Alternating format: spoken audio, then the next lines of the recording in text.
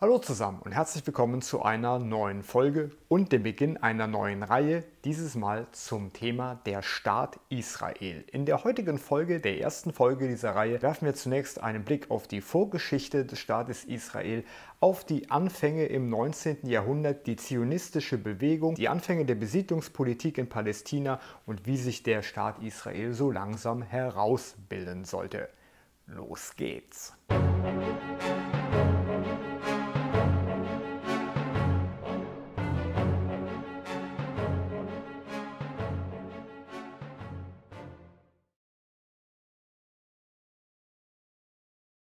Die Geschichte des Judentums im neuzeitlichen Europa ist eng verbunden bis heute mit dem Aufstieg und der Entwicklung der zionistischen Bewegung. Der Begriff Zionismus sagt dabei bereits, worum es eigentlich geht. Denn Zion ist letztlich eine der biblischen Bezeichnungen für Jerusalem. Das bedeutet, der Zionismus ist im Grunde eine Bewegung, die auf das Zentrum des Judentums, das religiöse Zentrum des Judentums, die Stadt Jerusalem abzielt. Dort, so der Anfang der Bewegung, war die Vorstellung, dass man einen eigenen Staat Israel, einen jüdischen eigenen Staat, ein jüdisches Staatswesen begründen könnte. Doch für die Juden Europas im 19. Jahrhundert war natürlich Jerusalem eine imaginäre Größe. Die meisten Juden hatten Jerusalem niemals selbst gesehen, aber man fühlte sich natürlich über die eigene Religion und die eigene religiöse Tradition dieser Stadt und diesem Zentrum verbunden. Doch für die europäischen Juden war natürlich ihr Lebensmittelpunkt lange Zeit und auch eben im 19. Jahrhundert und in Teilen noch im 20. Jahrhundert natürlich Europa gewesen. In Europa lebte man verteilt von Osteuropa bis Westeuropa in den unterschiedlichen Staatssystemen, die dieser Kontinent hergab. Dabei waren natürlich die Juden immer eine kleine Minderheit in den weitaus größeren christlichen Mehrheitsgesellschaften der damaligen Zeit. Und entsprechend wurden Juden über Jahrhunderte, also nicht nur in der Neuzeit, sondern bereits im Mittelalter, immer in gewisser Weise als Fremdkörper wahrgenommen. Sie standen immer ein Stück weit außerhalb der Gesellschaft, sowohl aus der Sicht der Christen als auch aus dem Blick der Juden selbst. Denn jüdisch zu sein bedeutete nicht einfach nur irgendeine religiöse Konfession neben anderen zu sein, sondern jüdisch zu sein bedeutete auch, bestimmte Auffassungen und Lebensweisen zu haben, die einen von anderen unterschieden. Durch das christliche Mittelalter Europas hindurch war die Geschichte des Judentums lange eine Zeit von Qualen und von Verfolgung gewesen. Denn genauso wie in späteren Jahrhunderten war es natürlich auch schon im Mittelalter so gewesen, dass man die Juden häufig für Dinge verantwortlich machte, für die man keine besseren Erklärungen gefunden hatte, für einen vermeintlichen Gotteszorn beispielsweise. Aber man hatte die Juden auch immer im Verdacht, dass sie gegen die Christen intrigieren würden, dass sie Brunnen vergiften würden, christliche Kinder entführen würden und so weiter. Das waren also Vorwürfe, die im 19. Jahrhundert, als der Zionismus begann, schon Jahrhunderte alt waren, und daher war die jüdische Tradition in Europa vor allem eine lange Geschichte von Jahrhunderten, wo es vor allem um Verfolgung und Unterdrückung ging. Nach der Überwindung des Mittelalters und dem Beginn der frühen Neuzeit änderte sich die Situation für die Juden zunächst einmal ein Stück weit durch den lang anhaltenden Säkularisierungsprozess, der natürlich jetzt in Europa ausbrach. Man hatte also die Aufklärung und das Ideal einer humanistischen Gesellschaft. Und damit hatte man natürlich auch die Juden angefangen, verstärkt in die Gesellschaft als Bürger zu integrieren. Das funktionierte mal mehr, mal weniger gut. Doch in der Regel war es eben so, dass Juden sich auch in dieser Zeit ihre Eigenheiten letztlich beibehielten, ihre eigenen Traditionen pflegten und damit im Grunde immer in gewisser Weise eine unsichtbare Mauer verblieb zwischen der christlichen Mehrheitsgesellschaft und später den säkularisierten Gesellschaften auf der einen Seite und dem Judentum auf der anderen Seite. Das führte vor allem im 19. Jahrhundert, im Zeitalter des Nationalismus, zu größeren Problemen für die Juden. Denn die Juden unterschieden sich nicht nur in ihrer religiösen Auffassung und in der Auslebung ihrer religiösen Praktiken von anderen Menschen in der Gesellschaft, sondern teilweise auch durch ihr Aussehen, bestimmte Kleidungen und so weiter.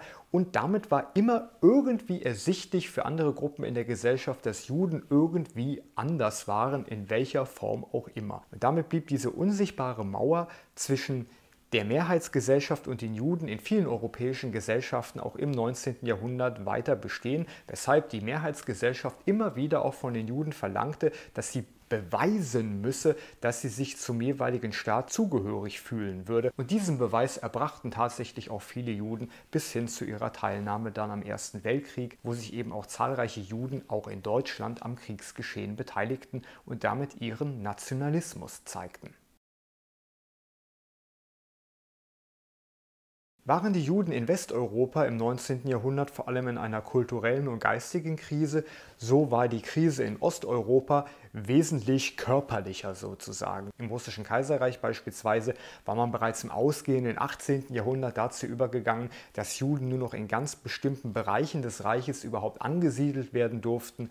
Im westlichen Teil dieses riesigen Reiches, da hatte man im Grunde abgesteckte Territorien, wo Juden sich niederlassen konnten. Ein tiefer Einschnitt für die Juden in Osteuropa ereignete sich dann seit 1881. Denn durch das Attentat auf den russischen Kaiser Alexander II. Wurde eine regelrechte Jagd auf Juden eröffnet. Es kam also überall in Osteuropa zu Pogromen gegen Juden. Dieser Prozess seit 1881 war mit, könnte man sagen, die Geburtsstunde der nun aufkommenden zionistischen Bewegung. Denn nun stellte sich immer mehr für die Juden die Frage, nach diesen Gewaltexzessen, hatte man in Europa und besonders in Osteuropa überhaupt eine Zukunft oder wollte man nicht versuchen, an einem anderen Ort der Welt ein eigenes, selbstbestimmtes Leben aufzubauen. An verschiedenen Orten parallel entstand nun eine Gruppe, die man als Zionsliebe bezeichnet. Und diese Gruppe hatte nur ein Ziel, einen eigenen Staat für das jüdische Volk zu errichten, und zwar in Palästina. Zentrale Figur und ein Vordenker dieser zionistischen Bewegung und der Idee, Juden in Palästina anzusiedeln, war ein junger Arzt aus Odessa namens Leon Pinsker.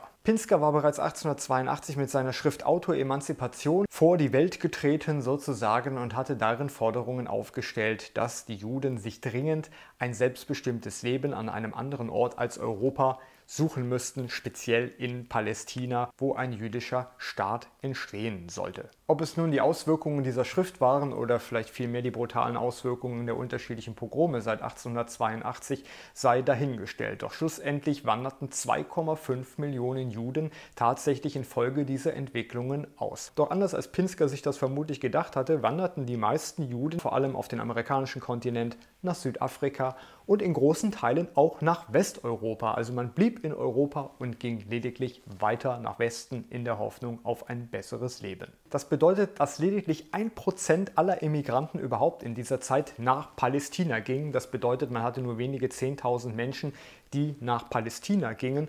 Und das waren, wie zu erwarten, erklärte Zionisten, die natürlich mit dem Ziel Jerusalem ausgewandert waren. Und daher war es natürlich klar, dass hier Palästina das präferierte Ziel war. Nach 1882 und nach dem Wirken von Leon Pinsker stand dennoch die Emigration von Juden in Europa noch in der Anfangsphase. Und das hatte lange Zeit damit zu tun, dass man keinen erklärten und vehementen politischen Fürsprecher für diesen Auswanderungstrend sozusagen hatte. Das änderte sich seit 1894 in Form des Journalisten Theodor Herzl. Herzl war jemand, der unermüdlich durch europäische Länder reiste und sich bei verschiedenen Regierungen dafür einsetzte, den Juden einen eigenen Staat in Palästina zu ermöglichen. Die These war ziemlich einfach, man hatte ja ohnehin in Europa überall mit Antisemitismus zu kämpfen. Herzl hatte den massiven Antisemitismus auch in Westeuropa selber kennengelernt. Er war in Paris und in Wien gewesen und damit Antisemitismus konfrontiert gewesen. Daher dachte er sich, es macht vermutlich Sinn, auch für die westlichen Staaten,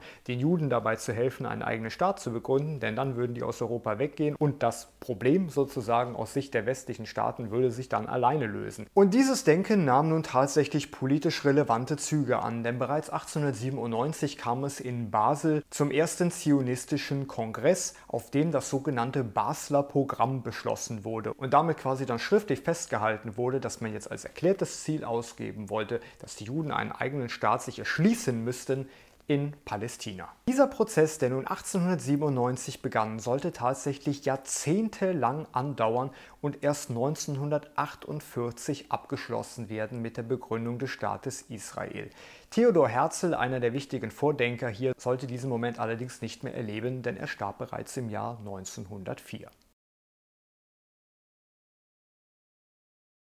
Die Geschichtsschreibung spricht bis heute bei der Immigration von Juden aus Europa nach Palästina von insgesamt 5 zionistisch-jüdischen Migrationswellen. Die erste Migrationswelle begann im Jahr 1882 in direkter Folge auf das Attentat an Kaiser Alexander II. In Russland, wodurch, wie gesagt, massive Pogrome ausgelöst wurden, die jetzt nun eine Auswanderungswelle begünstigten. Wie bereits eben angedeutet, gingen die meisten Juden dieser ersten Auswanderungswelle noch nicht nach Palästina. Nach Palästina gingen lediglich wenige 10.000 Leute, nämlich erklärte Zionisten. Und die ersten zionistischen Juden, die jetzt zwischen 1882 und 1904 in dieser ersten Migrationswelle nach Palästina kamen, waren noch sehr einfache Leute gewesen. Die meisten von ihnen hatten von Landwirtschaft und ähnlichen Dingen, wie man überhaupt einen Staat begründet, wie man sich selber ernährt mit landwirtschaftlichen Dingen und so weiter, kaum eine Ahnung. Das bedeutet, viele von ihnen ließen sich zunächst einmal in den bereits bestehenden Städten nieder. Man hatte also damals dann schon Städte, die im Grunde von Arabern und Juden gleichermaßen besiedelt wurden. Und eine zweite größere Gruppe von Juden begann im Grunde direkt nach der Ankunft damit, nun eigene Siedlungsstrukturen zu errichten. Dieses neue Gemeindewesen, was nun die Juden erschufen, basierte im Grunde auf einfachen ländlichen Verhältnissen. Man hatte primär agrarwirtschaftliche Systeme und versuchte sich dort quasi zu versorgen. Das notwendige Siedlungs- und Ackerland, was man natürlich brauchte, um überhaupt eine eigene Gemeinschaft begründen zu können, erwarb man von den ansässigen arabischen Gutsbesitzern, was zu einigen Problemen noch führen sollte, auf die wir noch zu sprechen kommen werden. In dieser Zeit zwischen 1882 und 1904 bildeten sich über 30 Moschawot-Gemeinden sozusagen heraus. Und somit begannen die Anfänge einer jüdischen Siedlungspolitik in Palästina. Seit 1904 begann dann die zweite Migrationswelle nach Palästina aus Europa heraus, und das hatte in erster Linie auch mal wieder mit neuen Pogromen, vor allem in Osteuropa, zu tun, die zu neuen Abwanderungswellen führten. Doch die neuen jüdischen Migranten, die jetzt nach Palästina strömten, waren schon sehr anders als die erste Generation, die gekommen war. Denn die neue Generation war nicht nur zionistisch geprägt, sondern auch in Teilen sozialistisch geprägt. Das bedeutet, man hatte jetzt sozialistische Juden, die nach Palästina strömten und dort versuchten, ein gerechteres jüdisches Staatswesen zu erschaffen. Man versuchte also ein Stück weit sozialistische Elemente aufzunehmen, lebte dort in kleineren Kommunen zusammen, ohne wirklichen Privatbesitz, und versuchte das sozialistische Ideal sozusagen jetzt auch auf jüdisch-religiöse Gemeinden in Palästina zu übertragen. Das bedeutet, man träumte im Grunde von einer proletarischen Gesellschaft aus Selbstversorgern, die vor allem Landwirtschaft betreiben würden. Diese zweite Migrationswelle endete dann im Jahr 1914 und setzte dann erneut im Jahr 1918 nach dem Ende des Ersten Weltkrieges ein. Doch die jüdischen Auswanderer dieser nun beginnenden dritten Migrationswelle, die nun seit 1918 in Palästina aufschlugen, waren schon mit sehr anderen Verhältnissen konfrontiert als noch die ersten beiden Migrationswellen. Denn im Zuge des Ersten Weltkrieges hatte die britische Armee Palästina erobert und war nach 1918 dann vom nun entstehenden Völkerbund damit beauftragt worden, Palästina und nicht nur Palästina in Form eines Völkerbundmandats zu verwalten. Doch faktisch gesehen war es im Grunde ein einfaches britisches Kolonialgebiet, wo nun sowohl die Juden als auch die Araber sich den Anweisungen der britischen Armee beugen mussten. Diese nun dritte Migrationswelle von Juden, die nach Palästina strömten, sahen sich also nun vor allem auch mit den Briten konfrontiert. Doch zu Beginn war das Verhältnis vor allem zwischen der jüdischen Bevölkerung und den britischen Besatzern ein relativ gutes gewesen, denn die Briten hatten relativ früh durchscheinen lassen, bereits schon während des Ersten Weltkrieges im Jahr 1917 mit der sogenannten Balfour Declaration, dass man offenbar eine judenfreundliche Politik in der Region machen wollte, dass man also dazu beitragen wollte, dass die Juden ein eigenes Staatsgebiet, einen eigenen Staat erhalten würden. Und daher hatte man aus jüdischer Sicht zunächst einmal den Eindruck gewonnen, dass die Briten den Juden wichtige Hilfe leisten könnten gegen die Araber, insbesondere solange man noch selbst keine tragfähigen Sicherheitskräfte hatte. Denn solange die britische Armee vor Ort war und schlichtend eingriff, konnte man sich sicher sein, so dachte man zumindest, dass die arabische Bevölkerung nicht übergriffig gegenüber den Juden werden würde. Doch gerade diese sehr pro-israelische und pro-jüdische Haltung, die die Briten an den Tag legten seit 1917, verunsicherte natürlich die arabische Bevölkerung in Palästina, die dort in großen Teilen lebte. Denn man hatte nun Angst, dass die Briten die Juden bei ihren immer weiter ausartenden Siedlungsplänen unterstützen könnten und man damit möglicherweise schlussendlich die eigene Heimat verlieren könnte. Die vierte Migrationswelle schließlich spielte sich zwischen 1924 und 1931 ab und war erneut eine Flucht Fluchtwelle aus Europa, die stark mit den sich dort verändernden politischen Verhältnissen zusammenhing. Zum einen hatte man in der Sowjetunion unter Stalin auch einen immer weiter ausufernden Antisemitismus, der nun erneut, genauso wie zuvor im Kaiserreich, Auswanderungswellen anregte. Hinzu kam aber auch natürlich, dass sich auch in Westeuropa sehr viel verändert hatte. Der Antisemitismus war auch dort überall am Überkochen und daher waren viele Juden der Meinung, man müsste jetzt gehen. Und diese Juden gingen nun nicht mehr in die USA, weil die Amerikaner im Laufe der Jahre ihre Einreisebedingungen immer weiter verschärft hatten, sondern der Großteil dieser Juden ging nun tatsächlich nach Palästina. Und damit schossen in den 20er und später noch kräftiger in den 30er Jahren die Anzahl der Juden in Palästina in die Höhe, wodurch sich die Araber natürlich nochmals stärker gefährdet sahen.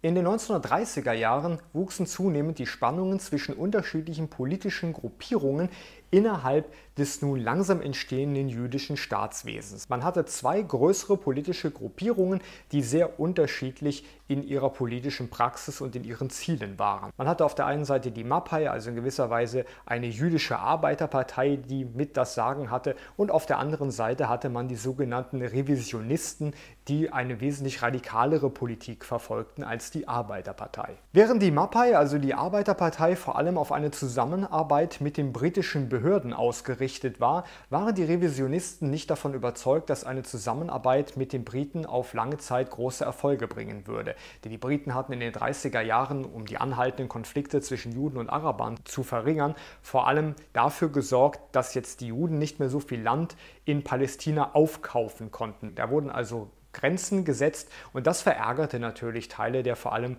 radikalen politischen Gruppen innerhalb der jüdischen Gesellschaft. Ganz im Gegenteil waren die Revisionisten der Meinung, man müsste die Araber nun endgültig aus Palästina herausdrängen, müsste ein jüdisches Staatswesen auf beiden Seiten des Jordans errichten und damit quasi eine jüdische Dominanz vor Ort errichten, wohingegen die Arbeiterpartei wesentlich gemäßigter war und natürlich auch wusste, dass man die Briten nicht unnötig verärgern sollte. Im Jahr 1931 lebten in Palästina bereits 175.000 Juden. Das entsprach ungefähr 17% der Gesamtbevölkerung in Palästina. Damit kann man sehen, dass seit 1882 der Anteil von Juden in Palästina massiv zugenommen hatte. Doch 1946 lebten in Israel bereits über 500.000 Juden, die insgesamt nahezu 30% der Bevölkerung stellten. Das bedeutet, in der Zeit kurz vor der Gründung des Staates Israels war die Masse an der jüdischen Bevölkerung in Palästina sehr stark herangewachsen, wodurch aus arabischer Sicht natürlich ein sehr großes Risiko bestand, auf Dauer die eigene Heimat zu verlieren. Seit 1932 schließlich begann die fünfte und letzte große Migrationswelle aus Europa nach Palästina. Diese Entwicklung wurde natürlich jetzt ganz klar von den verschiedenen politischen Entwicklungen in Europa ausgelöst, insbesondere die Entwicklungen im Deutschen Reich, die Boykotte gegen jüdische Geschäfte und so weiter und dann natürlich schlussendlich seit Anfang der 1940er Jahre der sich immer weiter durchsetzende Völkermord an den europäischen Juden führte zur Flucht von Juden, sofern es möglich war, die natürlich auch nach Palästina ihren Weg fanden. Doch seit 1934 hatten bereits die Briten damit begonnen, den Zustrom von Juden aus Europa zu begrenzen. Denn man sah natürlich auch die immer weiter anwachsenden Konflikte zwischen Juden und Arabern und die konnte man kaum lösen, indem man ständig neue Juden ins Land holte und damit die Araber unnötig herausforderte. Insofern hatten die Briten seit 1934, auch einfach um Ruhe vor Ort zu haben, nun damit begonnen, dem Ganzen einen Riegel vorzuschieben. Das führte natürlich dazu, dass viele Juden, die aus Europa jetzt gerne weggegangen wären, nicht mehr weggehen konnten, mit schlimmen Konsequenzen. Auch vor den großen Auswanderungswellen seit 1882 hatte es natürlich immer auch Juden in Palästina gegeben. Doch die wenigen 10.000 Juden, die man zu dieser Zeit hatte, waren keine größere Bedrohung für die arabische Bevölkerung insgesamt gewesen. Denn diese Juden waren keine Zionisten, sondern lebten schlussendlich ein nicht politisches Judentum aus und hatten sich in den verschiedenen arabisch-jüdischen Städten niedergelassen und lebten dort eben auch mit den Arabern zusammen.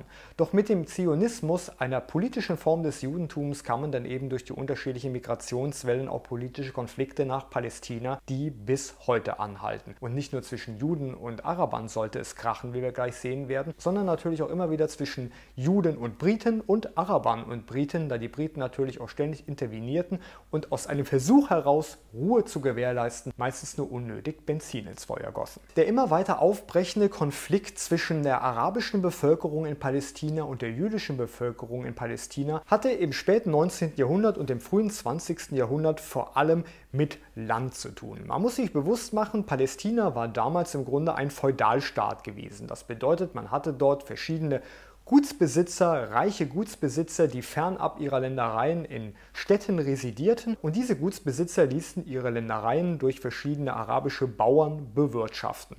Und die Bauern wiederum wurden quasi an den Umsätzen, die sie auf diesem Land generierten, beteiligt, bekamen also ein Stück der Ernte und so weiter, um ihre eigenen Familien am Leben zu erhalten. Doch in dem Moment, als die verschiedenen Gutsbesitzer in den Städten nun anfingen, ihr eigenes Land an die jüdischen Siedler zu verkaufen, wurden die arabischen Bauern schlagartig arbeitslos. Denn in dem Moment, in dem das Land an die Juden überging, mussten sie das Land räumen und endeten in der Arbeitslosigkeit. Doch anstatt ihren Hass nun an die verschiedenen arabischen Gutsherren auszulassen, richtete sich der Hass natürlich gegen das schwächere Glied, nämlich gegen die jüdische Bevölkerung, die man nun dafür verantwortlich machte, dass die eigene Existenz in Gefahr geriet. Zu Beginn der jüdischen Siedlungspolitik versuchten die Juden, diesen Konflikt ein Stück weit entgegenzuwirken, indem man arabische Arbeiter und arabisches Wachpersonal im Grunde in den jüdischen Siedlungsgebieten anstellte. Doch es war abzusehen, dass sich das mittelfristig verändern würde, denn nach der zionistischen Auffassung war es so, dass man von einem hebräischen Arbeitertum ausging. Das bedeutet, auf Dauer war es klar, dass alle wichtigen Arbeitsposten in diesem neuen israelischen Gemeinwesen oder jüdischen Gemeinwesen natürlich mit Juden ausgefüllt werden würden und dadurch die Araber natürlich mit ihrer Arbeitskraft schlussendlich verdrängt werden würden. Bereits in den 1920er Jahren kam es zu ernsten und blutigen Konflikten zwischen Juden und Arabern in unterschiedlichen Städten. Es kam zu offenen Auseinandersetzungen mit teilweise Hunderten von Toten,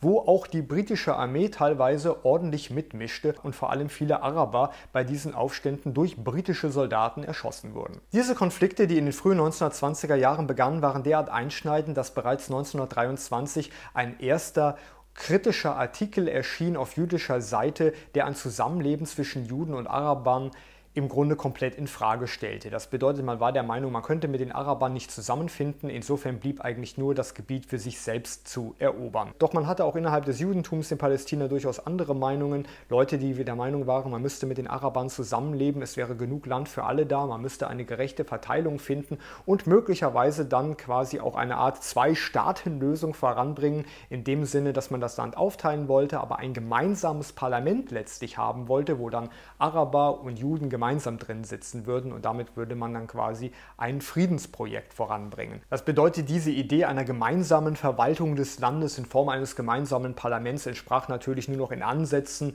einer Zwei-Staaten-Lösung, wie sie heute diskutiert wird. Durch die 1920er Jahre hinweg und dann ganz besonders im Jahr 1929 kam es nochmals zu erheblichen Aufständen, auch in Jerusalem selbst, wobei es zu massiven Pogromen gegen Juden kam, zu regelrechten Massakern von Arabern an Juden. Doch man muss hier ganz klar sagen, dass es sich hier vor allem um einen arabischen Mob handelte und dieses Verhalten nicht repräsentativ für die arabische Bevölkerung in Palästina insgesamt stand. Denn zahlreiche Araber in Palästina versteckten ihre jüdischen Nachbarn und schützten sie damit vor den Übergriffen anderer Araber. Das bedeutet, das Zusammenleben zwischen Arabern und Juden funktionierte lokal gesehen auf einer menschlichen Ebene teilweise wesentlich besser, als die politischen Konflikte es andeuteten. Dennoch zeigten natürlich die blutigen Konflikte, insbesondere in den 1920er Jahren, sehr klar, dass die britische Armee und die britische Polizei zunehmend die Kontrolle verlor. Das hatte auch damit zu tun, dass die Briten in der gesamten Zeit ihrer Besatzung keinen wirklich eindeutigen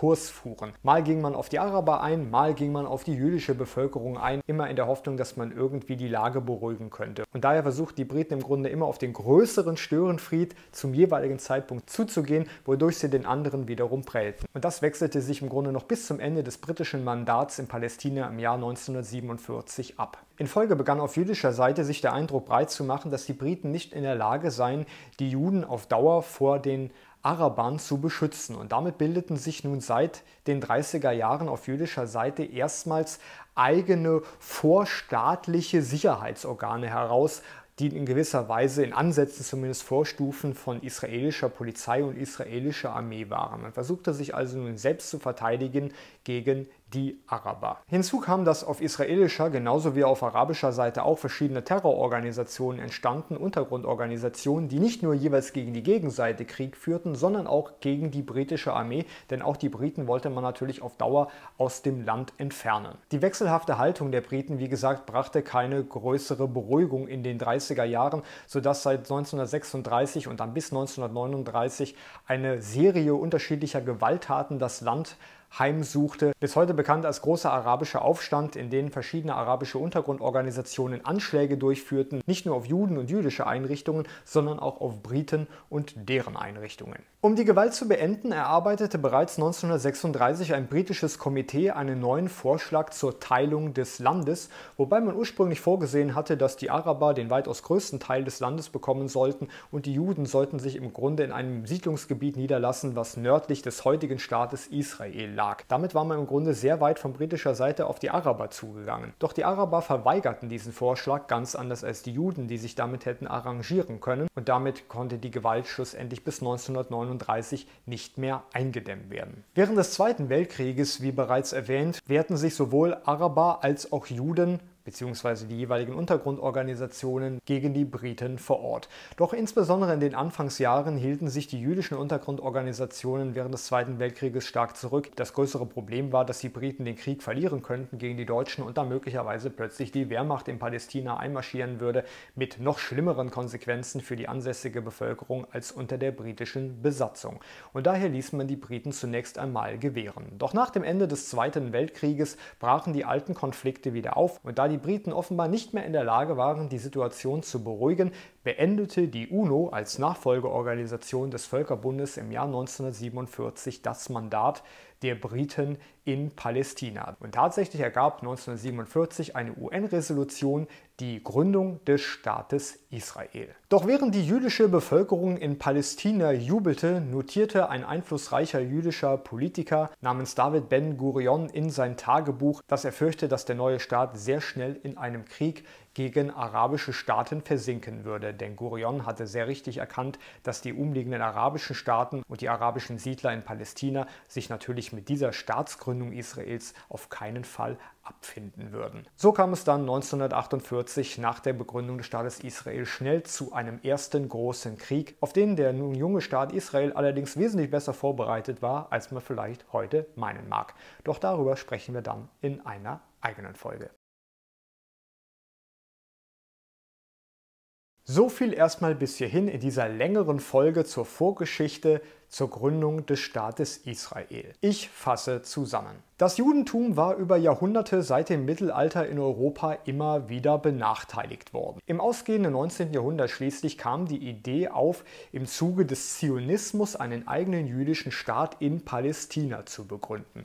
In unterschiedlichen Migrationswellen, insgesamt 5 Stück, kamen nun zwischen 1882 und 1945 immer neue Juden nach Palästina, sodass schlussendlich in Palästina im Jahr 1947 ein eigener Staat begründet werden konnte. Doch in Palästina hatte man das Problem, dass natürlich die Juden, die jetzt nun dort als neue Siedler ankamen, auf eine bereits etablierte arabische Bevölkerung stießen. Die Araber lebten dort in einer Feudalgesellschaft und die größeren arabischen Feudalherren verkauften nun teilweise reihenweise das Land zu guten Preisen an die neuen jüdischen Siedler, wodurch allerdings die arabischen einfachen Bauern vor Ort natürlich benachteiligt wurden, denn die verloren nun quasi ihren Job und das Land, das sie bewirtschafteten. Das führte zu erheblichen Konflikten über Jahrzehnte und starke blutige Auseinandersetzungen. Bis heute konnte keine tragfähige Lösung gefunden werden zu einer möglichen Teilung des Landes zwischen arabischen Palästinensern und der jüdischen Bevölkerung des heutigen Staates Israel. Man hatte über die Jahrzehnte unterschiedliche Lösungen diskutiert. Es waren immer wieder Vorschläge auf dem Tisch, den Staat zu teilen. Sogar von einem gemeinsamen Parlament hatte man mal gesprochen. Doch schlussendlich hatte sich durch den Widerstand vor allem der arabischen Bevölkerung ein solcher Weg nie ergeben. Seit dem Ersten Weltkrieg hatten sich neben Arabern und Juden auch die Briten in der Region niedergelassen, die nun durch ein Mandat des Völkerbundes nun Palästina und nicht nur Palästina verwalteten. Daher kam es nun in den Jahren auch immer wieder zu Auseinandersetzungen zwischen der britischen Verwaltung und Juden und Arabern gleichermaßen. Im Laufe der Jahre machte sich der Eindruck breit, dass die britische Armee immer stärker den Einfluss im Land verlor und es nicht schaffte, für Ruhe zu sorgen. Denn Juden und Araber gerieten immer wieder aneinander und die Briten machten immer wieder unterschiedliche und teils widersprüchliche Zugeständnisse in der Hoffnung, die Lage beruhigen zu können.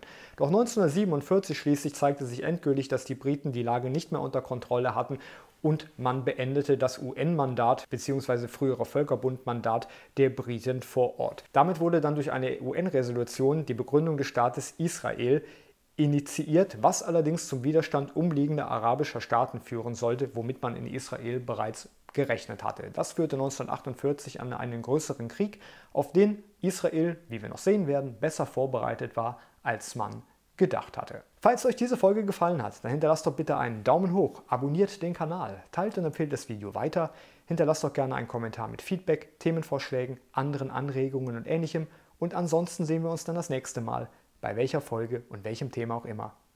Macht's gut!